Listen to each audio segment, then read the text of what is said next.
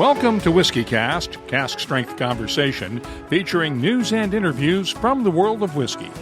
I'm Mark Gillespie, and this is episode number 1047 for March 10th, 2024. Coming up in a few minutes.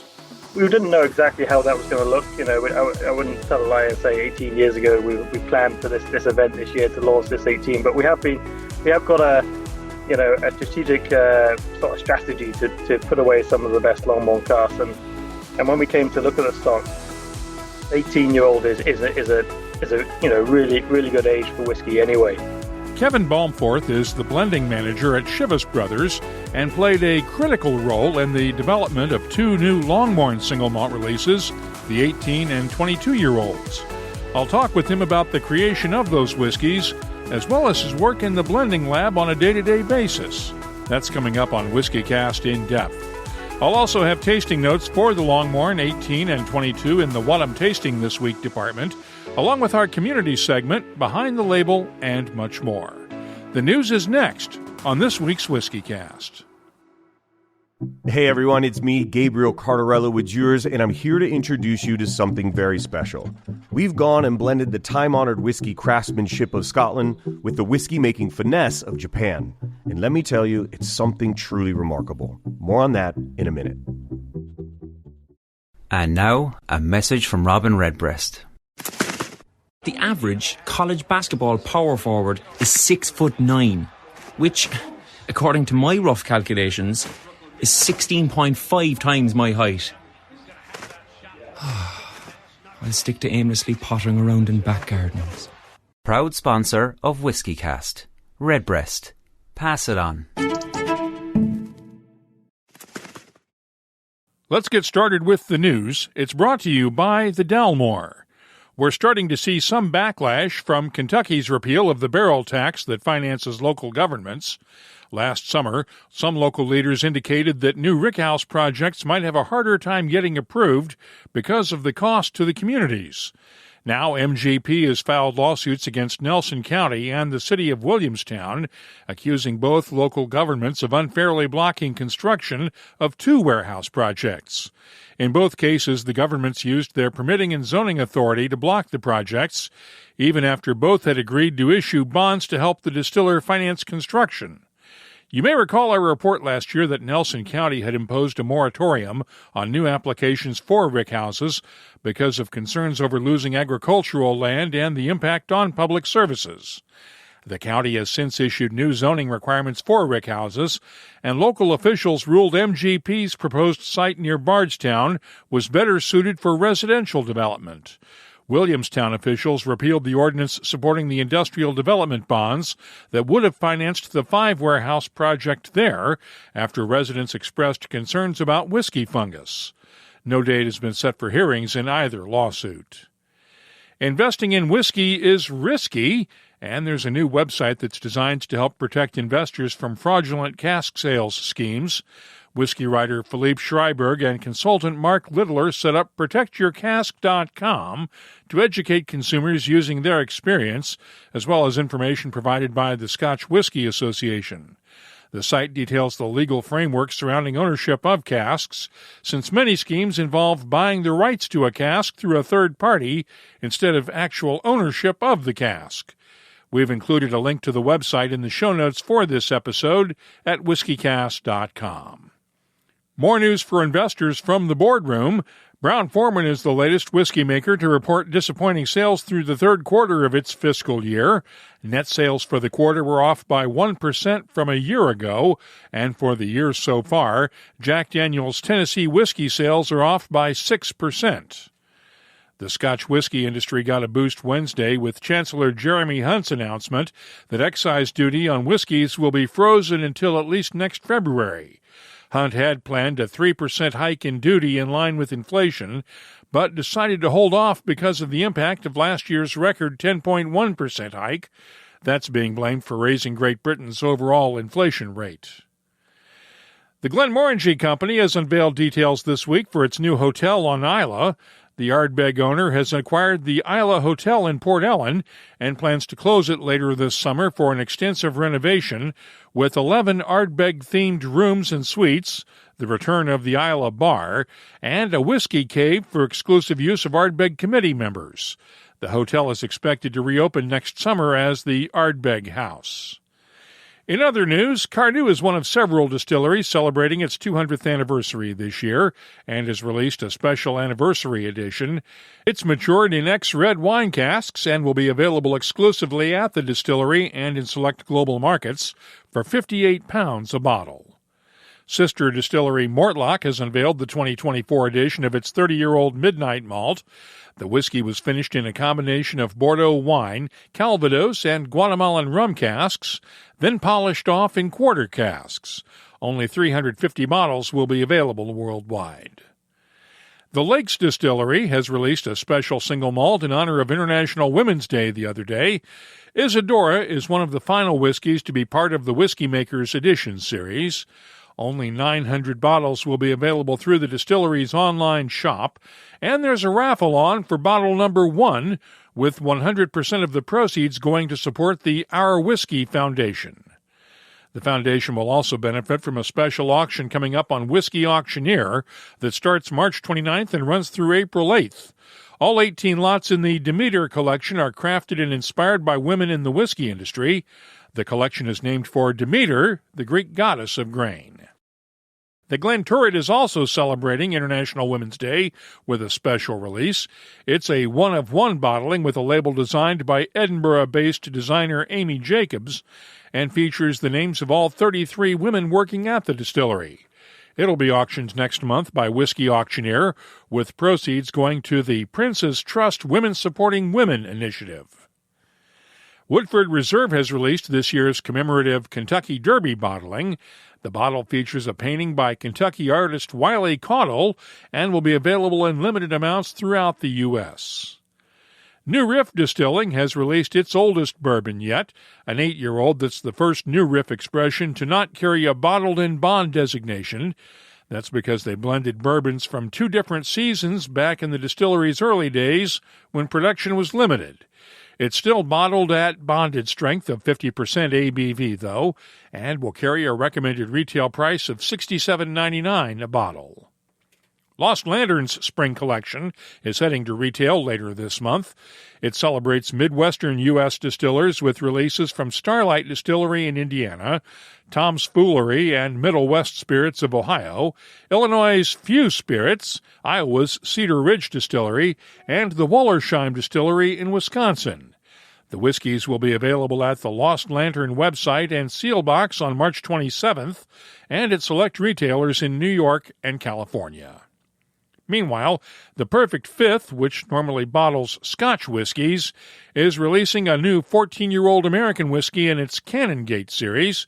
The whiskey spent its first 3 years in Kentucky before being transported to Scotland for another 11 years. Only 232 bottles will be available through the Perfect Fifth website and at retailers in New York, New Jersey, and California. It's priced at $175 a bottle. And finally, this news was expected. Compass Box has promoted James Saxon to be the brand's new whiskey maker. He'll succeed John Glazer, who, as we reported last week, is stepping down from the company he founded after 23 years. James Saxon will be my guest on an upcoming episode of WhiskyCast. You can keep up with the latest whiskey news all week long at whiskycast.com and in the WhiskyCast community app. The news is brought to you by the Dalmore. Hello, Richard Patterson here, Master Distiller, Master Blender for the Dalmore. You know, whenever the team and I are in the world sharing our exceptional single malt, we like to keep in touch with Mark Gillespie and the latest news from WhiskyCast. I mentioned last week that we were thinking of holding an informal meetup for WhiskyCast listeners this coming week in Los Angeles. Unfortunately, the venues we looked into all wanted us to buy out the bar for the night, and we just couldn't make that work. We'll try again another time.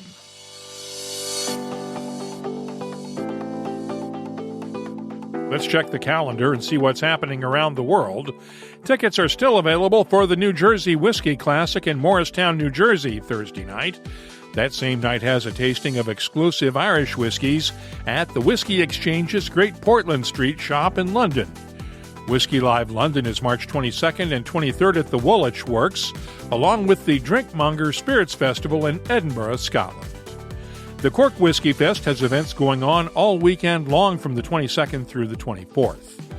The Kentucky Derby Museum in Louisville has its final Bourbon Legends series event of the spring with Maker's Mark's Rob Samuels on the 27th. April kicks off with 3 events on the 6th.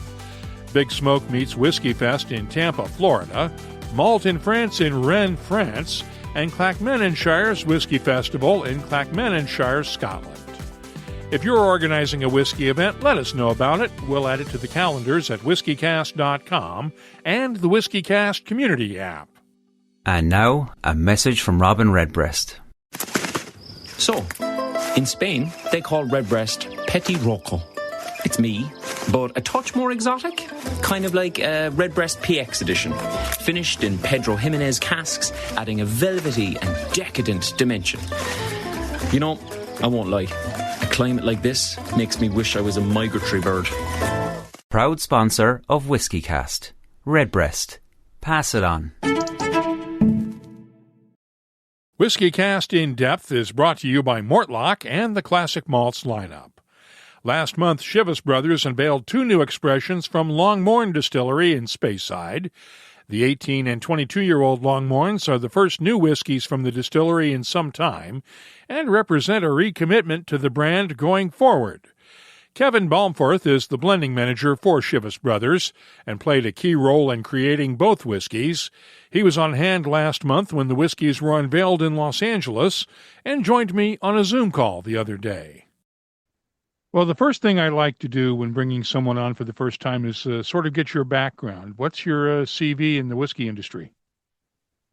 Sure, great. So I'm the blending manager here at Chivas Brothers. I've been blending whiskies now for nearly 25 years. I joined Chivas. I've worked my whole career with Chivas Brothers. I joined the blending department back in October 1999. And I've worked in blending my whole time, with various master blenders. I've had the, fortunate opportunity to work with Colin Scott. He gave me my interview back all those years ago.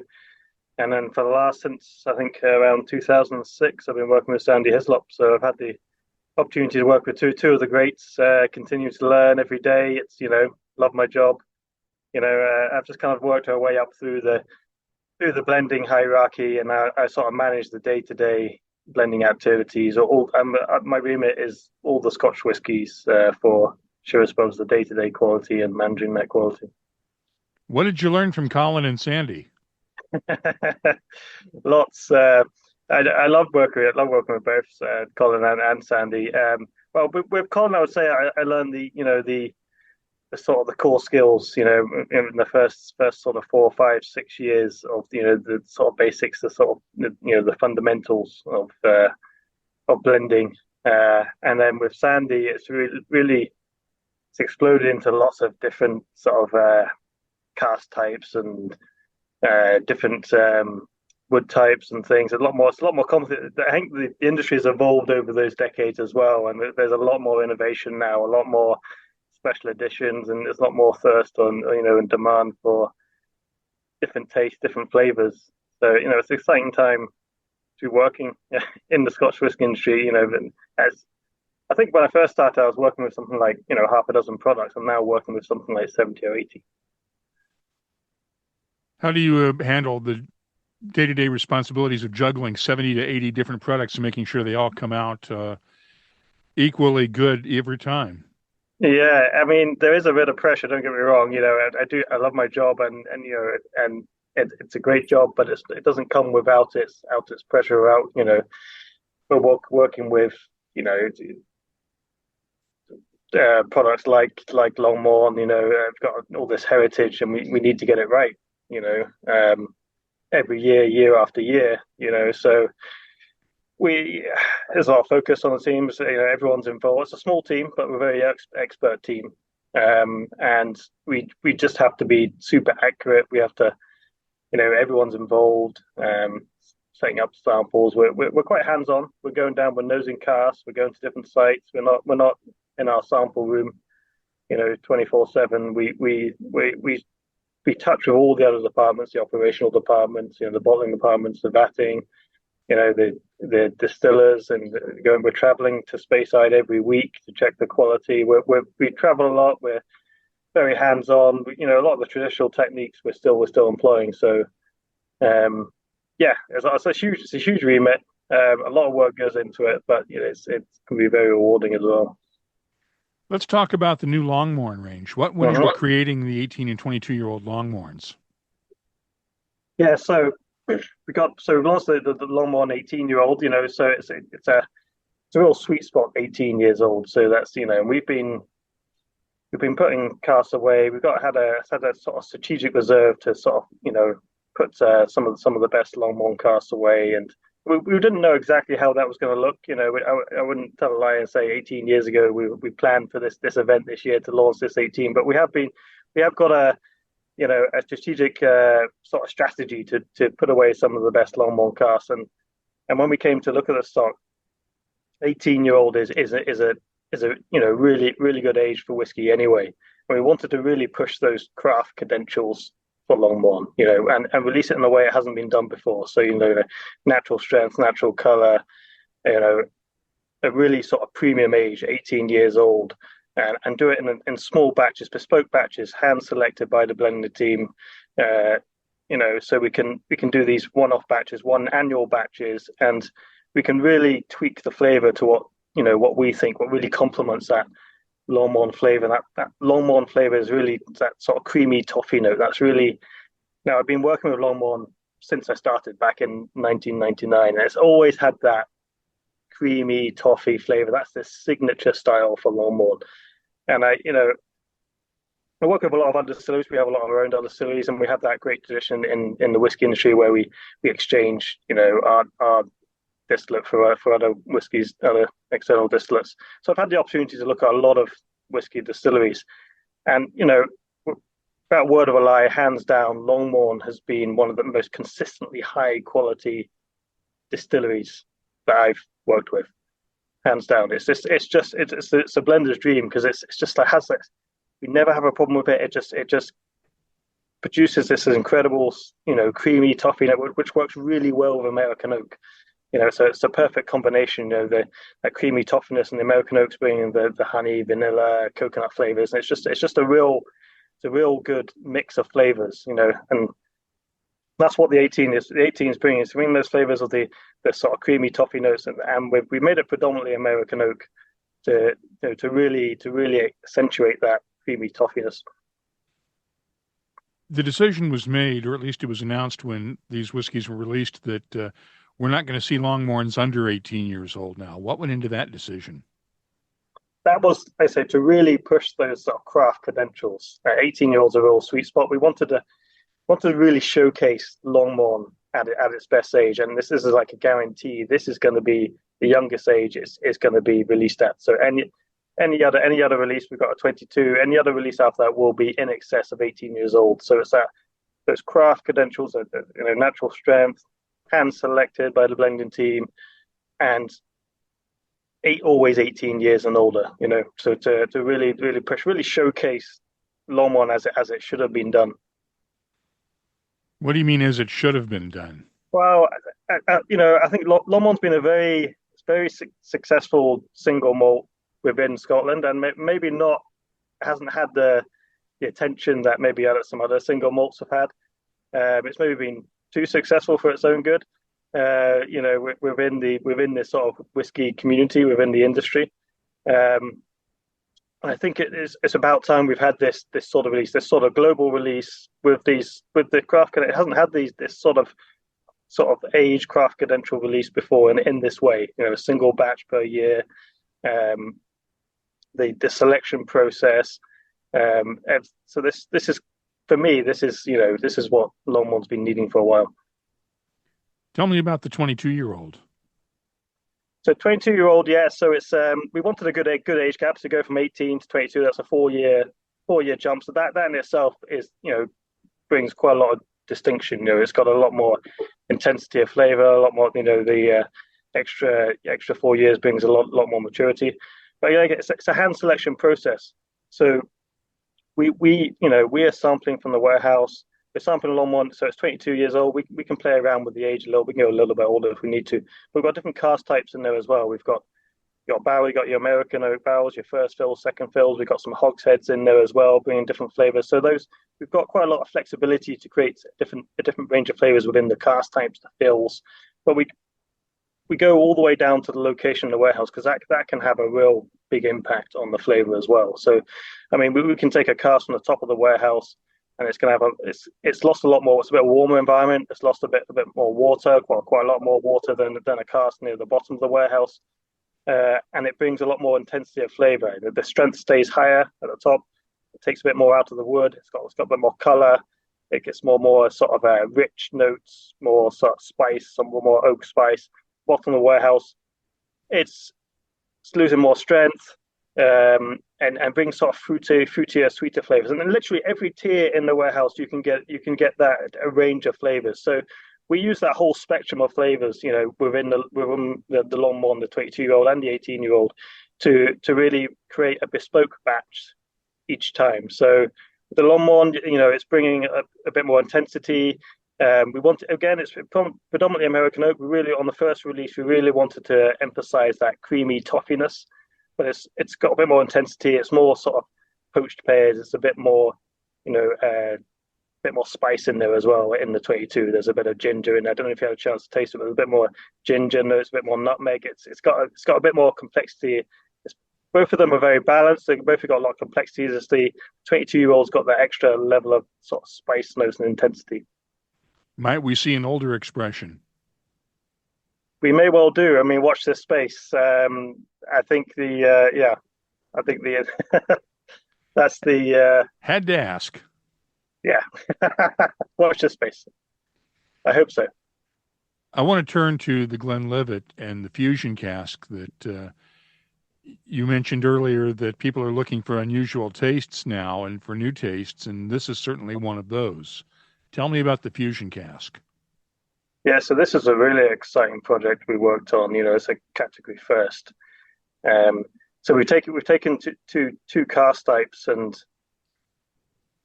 disassembled them and put them back together again. And so we've got one cask type that has bourbon and rum elements in it, in the aged conditioned cask. So, and then we filled a bespoke blend of Glenlivet into these casks, and those fusion casks have formed a portion of the final mix. So it's a selective finish, but using a portion of these really special fusion casks, and it's really born out of we're doing a lot of experimenting in here in the blending. We're experimenting all the time. We've got dozens and dozens of different experiments of different cask types, and this was kind of one of the experiments that we were kind of working on, and we didn't know quite what to expect. You never know when you do these experiments and you create these casks, it's a learning curve. But the flavors were incredible. The way that the mix of the flavors, they got the cask. It's got some of the casks for having the both types of staves in the one cask, and it's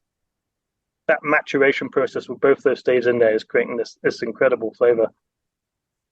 Who came up with the idea to put bourbon barrel heads on rum staves and rum heads on bourbon staves? I don't know if we can. I mean, I don't know if we can point to one person. We had to come up with a way of creating these fusion casks that we could create a number of them without too much wastage. We wanted, and to create the flavor we needed.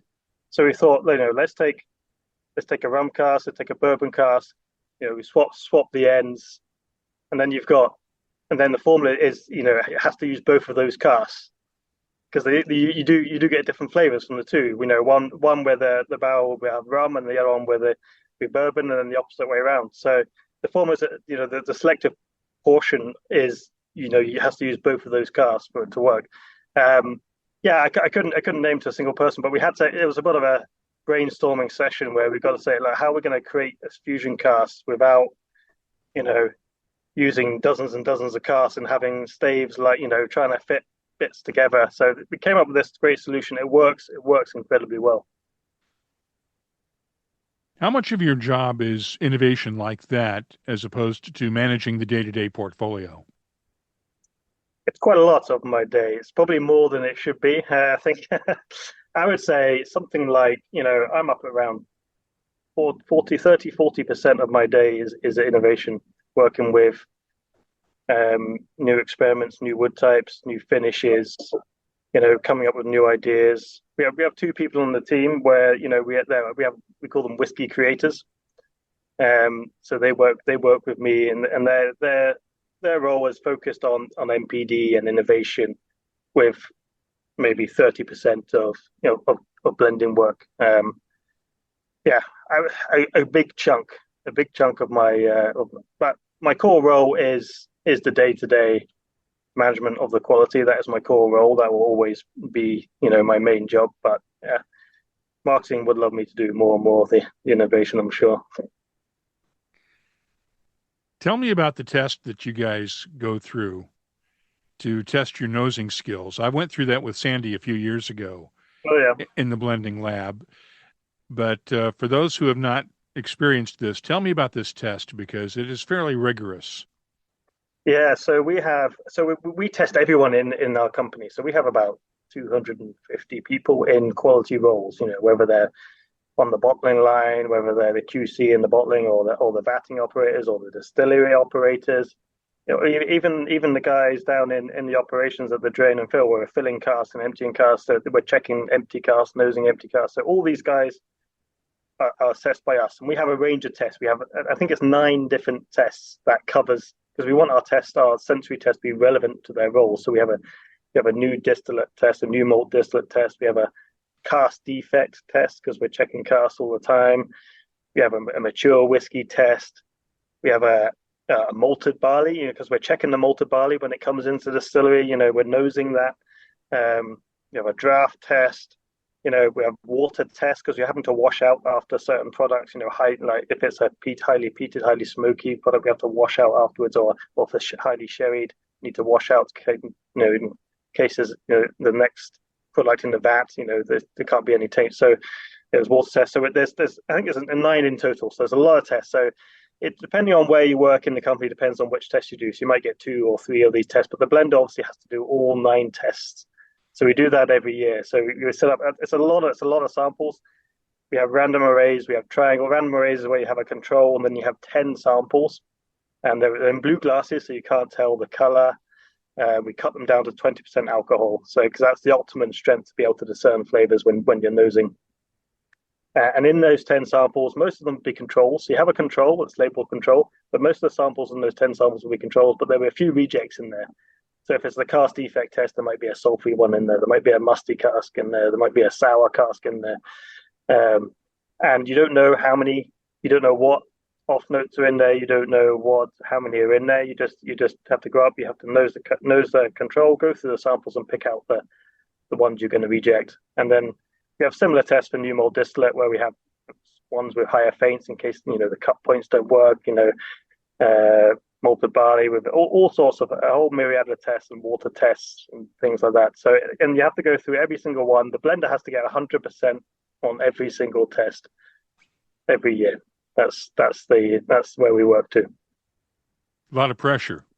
Yeah, it's a lot. It's amazing, because you're doing this for 25 years now, and every time you have your annual test, you still feel a little bit nervous when you're doing these tests, because even though you're capable, you can do it, and everyone's the same. But it's any time you get tested, it's always a little bit of apprehension too. But yeah, we have a very good team here, and we're nosing hundreds of samples a day, most days. Sometimes when we go down to nose the cask operations, we can nose up to 700 casks in one sitting. Like an hour and a half can nose about 700 casks. So we're very well practiced, very experienced at doing this job. So,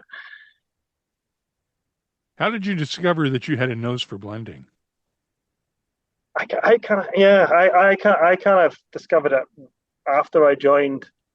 My mum's always said, my mum's can pick out anything, all the time, and she's always, complaining about certain smells and things like that.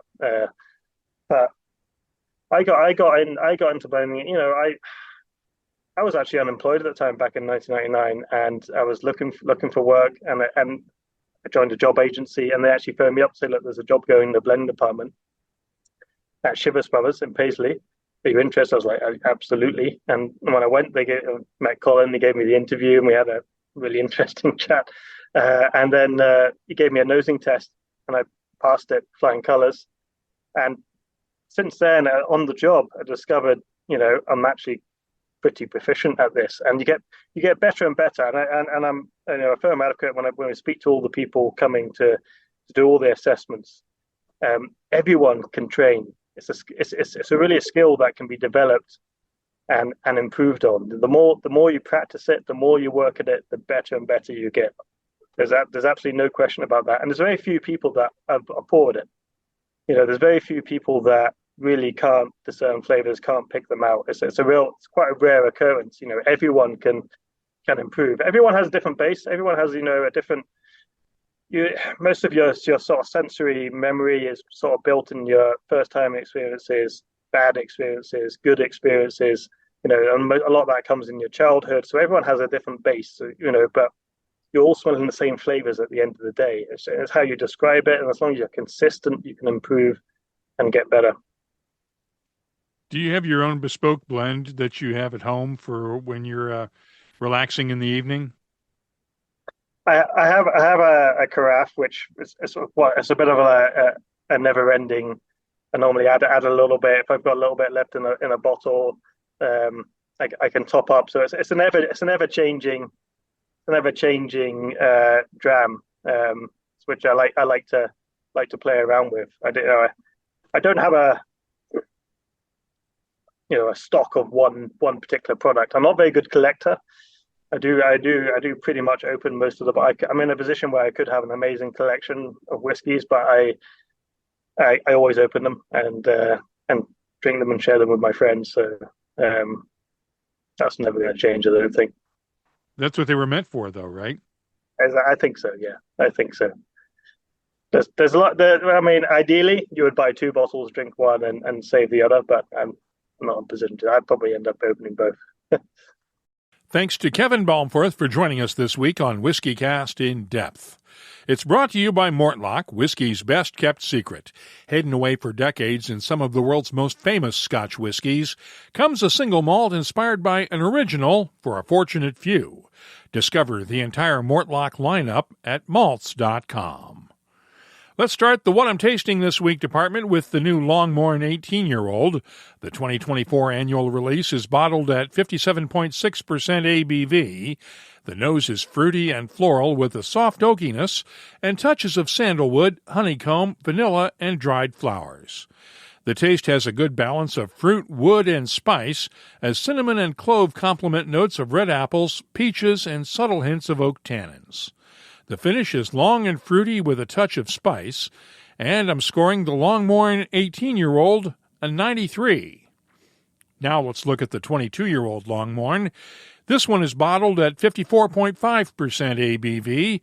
The nose is dry and dusty with touches of coconut, sandalwood, peaches, and apricots.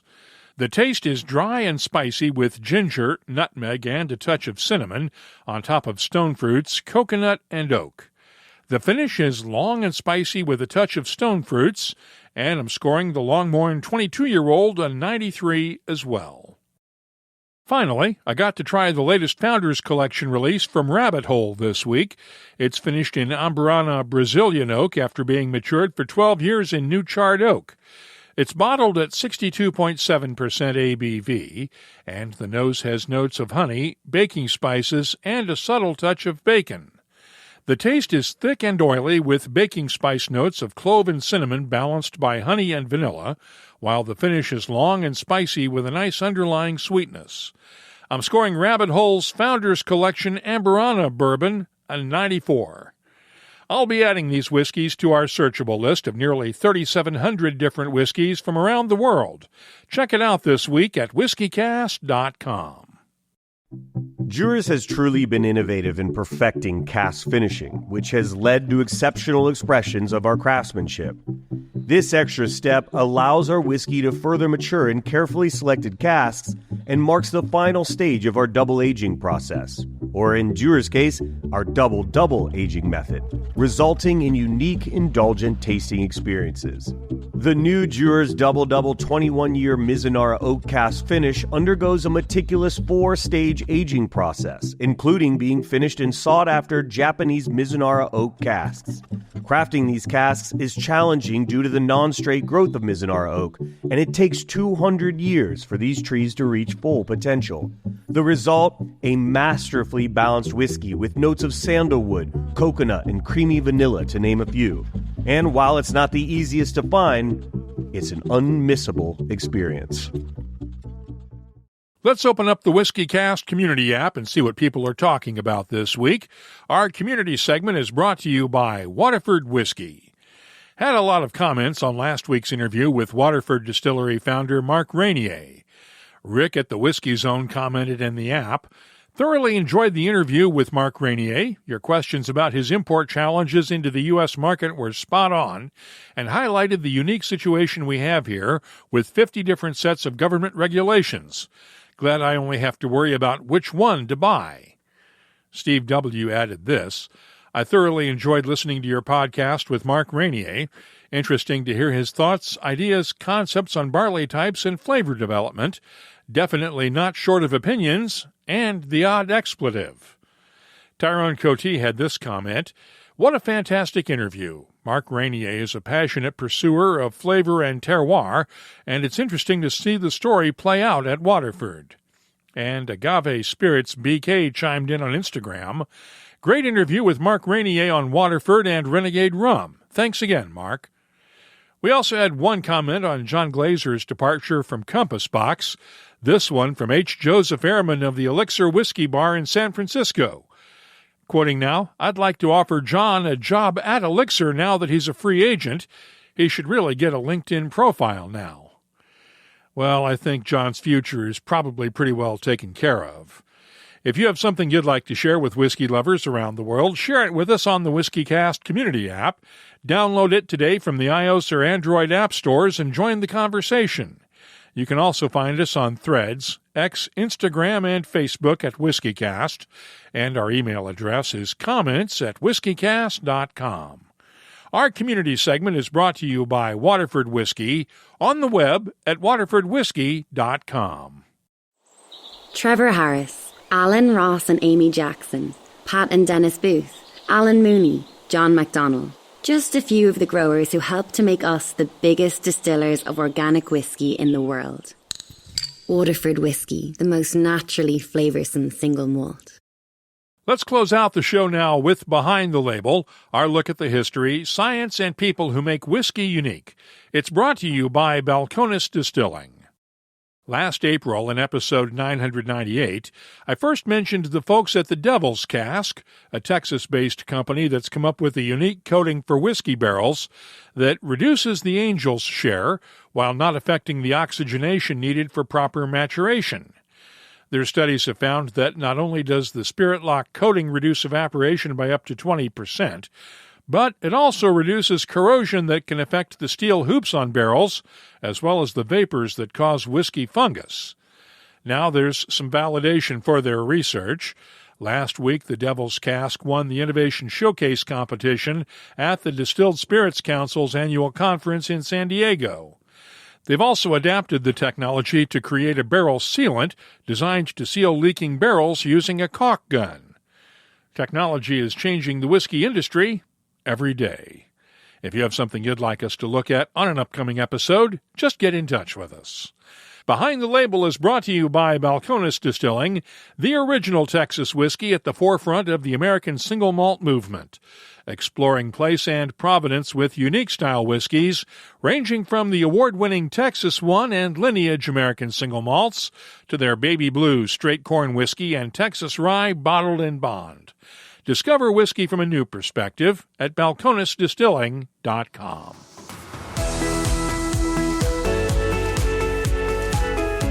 That's all for this week's episode of WhiskyCast. You'll find links for the stories in this episode in our show notes at whiskycast.com. That's also where you'll find the latest whiskey news, my tasting notes, the calendar of events, the whiskey photo of the week, and, of course, a complete archive of past episodes going all the way back to 2005. Get in touch with us on X, Threads, Instagram, and Facebook at WhiskyCast, or you can use the WhiskyCast Community app. Download it today from the Apple App Store or the Google Play App Store. Our email address is comments@whiskycast.com. And now, a message from Robin Redbreast. Trying to fit the best of Ireland into one day, huh? Good luck. Takes us at least 12 years. Happy St. Patrick's Day from Redbreast, proud sponsor of WhiskyCast. Dewar's Double 21-year-old Mizunara Oak Cask Finish is like a worldly whiskey adventure you simply can't miss. Courtesy of your friends at Dewar's. Savor it responsibly. Copyright 2024, Dewar's Blended Scotch Whiskey, 46% alcohol by volume. WhiskyCast is a production of Cask Strength Media, copyright 2024, and comes to you from the charming, yet regrettably dry town of Haddonfield, New Jersey. I'm Mark Gillespie, reminding you that when you drink, please drink responsibly. Thanks for listening.